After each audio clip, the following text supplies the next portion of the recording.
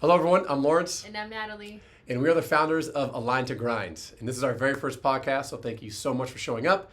Our goal of this podcast is to share different tips, tricks, stories, basically our journey within the health and fitness kind of space with you all, so that hopefully you can lead healthier, better lives and become the true best version of yourself. So with that being said, let's get right into the first episode. So why Align to Grind?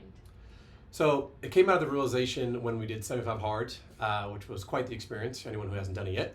But basically coming from a place where we were struggling to find progress or struggling to make progress in our nutrition, in our fitness, in our bodies. When we did 75 Hard, it required us to really align ourselves in a lot of different ways very strictly. And we came from that experience understanding and really seeing that in order to make progress in certain ways that are going to be kind of a level up. So for us, we wanted to level up our nutrition, we want to level up our mindset, and really kind of reap all the benefits of 75 Hard. We realized that it came with first finding alignment on what are our goals, what are our beliefs, what's our mindset towards this, and then making sure that our habits and our actions were aligned with that. So for us wanting to, be in much better shape, okay, well that's going to require us to not go out as much on weekends, not binge drink, not binge eat, not be that weekend warrior. And so align those habits, align those actions with that goal. If it's, I want to get better at reading, okay, well, are you reading more? Make sure you align your habits of reading more and the action of reading every day with your goal of wanting to read more, wanting to take in more information. And I think to add to that, I would say that I think before we found this alignment, we were doing a lot of stuff where we're like, I really want to lose weight or I want to get this, but all we were doing is going out on weekends. We were still eating bad food, drinking. Still half-assing it. But then still saying like, I really want to get fit, but none of our actions were leading to that. So it was just like, exactly. We were going in this like circle or yo-yoing diet where we were just like seeing progress, but then went right back down. Yep. No, definitely. So it really came like once you understand what it takes to get to your goal, as long as assuming that goal is something that's going to challenge you, push you, level up, that level up is going to take a lot of work. But if you aren't aligned with what it's going to take in your actions and your habits aren't aligned with that path, you're going to struggle, you're going to fall, you're going to get mad at yourself, you're going to have guilt, shame, all that kind of stuff is going to happen. But once you are aligned and understanding that, hey, this is where I want to go, but this is what it's going to take to get there, and you kind of find your purpose in that alignment, then you can work through those struggles. Those struggles aren't as bad because this is why I'm doing it. So finding that alignment in all different ways, and the same thing with like aligning your integrity. You have low confidence. Okay, well, are you telling yourself lies? Are you telling yourself you're going to wake up tomorrow morning and not wake up? Yeah. Well, what do you think is going to happen? Why should you have confidence if you just lie to yourself all day? Yeah. Also, to add to that, I think also if you say something, have meaning behind it, right? Like if you're going to say you're going to wake up tomorrow at 5 a.m., go follow through with it, right? I think where we were struggling was that we would say like we're going to wake up at 5 a.m. The next day we'd wake up at 7 and be like, it's okay. And then keep doing that. So it's like you gotta, if you say something, you gotta really if you say something, you have to really back it up. And I think that is also like once we aligned ourselves, things started making more sense. Yep. So now that we shared a little bit more about where the name came from, tell everyone what the purpose of this channel is going to be and the purpose of the platform. Yeah, and great question. I think we really fell in love with the process of being healthier, like adopting it as a lifestyle, where we really wanted to share our journey with others who may be possibly struggling with how to lose weight or just how to be healthier, right? If you don't take walks and you want to start walking, what that takes from you wanting to do something in the actions is what we want to share to people, how it is easy to live a healthier life. Another positive thing that we noticed right through our own journey was when you eat clean and just live a better life as far as like not drinking, get out more, we started noticing processed foods. Yeah, we started noticing our energy levels, right?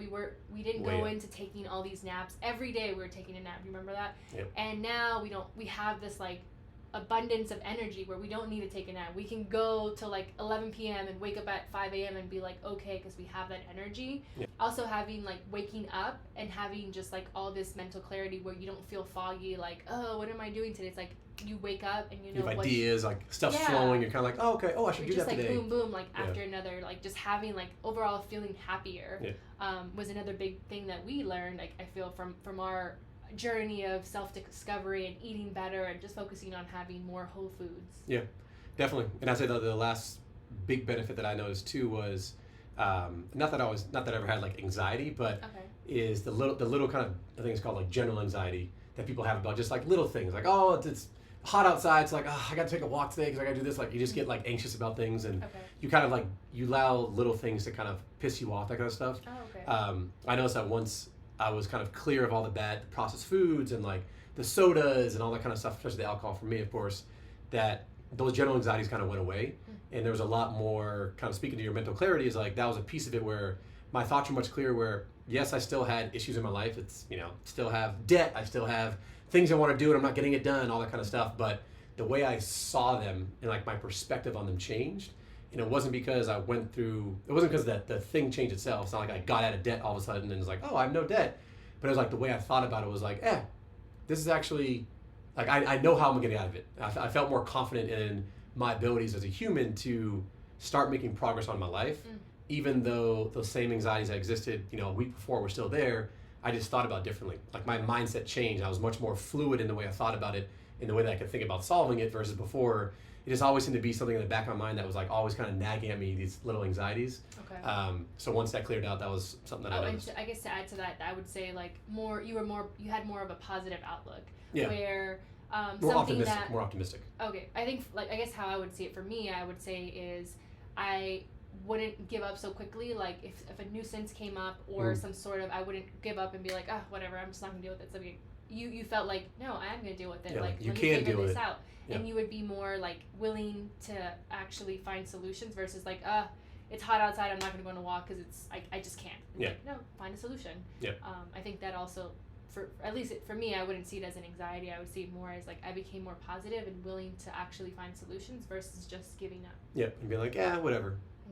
More like intention with your life, and like you kind of had more, you took more control of your life, and you realize the benefits of taking control allows you to like make progress and like never stop. Like you can solve your own problems, you can think more creatively, think more clearly, all that kind of stuff. So all right, so moving on. So we mentioned 75 hard already. But tell us, before 75 hard, before we got to 75 hard, how do we get to 75 hard? So what led us to 75 hard was when we were getting back from the cruise, I got really sick. I mean, you were pretty sick, but I feel like I just was... I was more like a cold. Yeah, I had like infection after infection, bad headaches. Ear infection, eye infection, for all you guys listening. Yeah, definitely ear and eyes. And then just not being able to lose my hearing, having a fever, body chills. It wasn't COVID, but I just got really sick. I've never experienced that. And I think at that time I was talking to a friend of mine who was talking about 75 hard, and I was like, what is 75 hard? I didn't know what that was. And so once I told you about it and we looked into the research, we're like, oh, that like seems intense. It's a mental toughness challenge. But and I feel like we were so desperate, at least I felt really desperate, that I was like, I need to try something and like just we don't want to go back to where we were right now, where it's like we just feel like crap. Yeah, and I feel like once your health is declining and you really notice that, you definitely want to make a change, right? If I was just like, it's not like I was trying to lose weight, it was just like, no, I was literally sick, hospital visit after hospital visit, that I was like, I want to change this. And then we decided to do it, and then here we are. Yep, it was a long journey, but taught us a lot. So to wrap it up here, what are some things that we do now that we kind of learned from 75 hard that are kind of a naturally part of our kind of healthy lifestyle? So for sure, I'd say just enjoying movement, right? Wanting to be outdoors more. We have 2 dogs, so just taking them out and actually not dreading it, versus now it's like, ooh, let's get out, get some fresh air. I think we've incorporated a lot more movement because, as you know, with 75 hard, you have to do 2 workouts a day. So just moving more and actually enjoying going out. Yeah, definitely. One thing for me I'd say is, like obviously we still eat healthy for the majority of the time. Before we thought majority was like, 5 days a week, and then Friday night, Saturday night, Sunday, just do whatever the hell you want. Like, that's not majority. You end up doing, actually the majority is your bad eating. So we have adapted in understanding what a kind of like 80% healthy, 20% what we want, what that actually looks like. It's not 6 meals on weekends, eat whatever you want. It's like 2 or 3. We're not on this like 75 hard path where we have no processed foods, we have no snacks, or whatever it is. Like, we still have our desserts, we still have our meals that we want to eat where we go out, whatever it is. We allow ourselves that time that when we do go out, we're not stressing about, oh my God, like how many calories is this? Can we eat it? It's like, hey, we know we're going out later today, so let's either change up one of our meals now, or tomorrow let's eat a little less calories, whatever it is. But like, it's okay if we don't. Like, it's not gonna mean a big difference if we don't, right? So, yeah. And to add to that, I was just gonna say that I think we finally realized what 20% of eating not so good, where before we were eating more like 40-50% of bad, not bad, 50% of eating whatever we wanted, where now we really kind of like, we fine tune it and we feel like we kind of know what the 20% is. Yep. Yeah. A quick example with a typical weekend for us, I eat around 3,000 calories a day, so 3 times 7, 2,100 calories. So 21,000 calories I have for a week.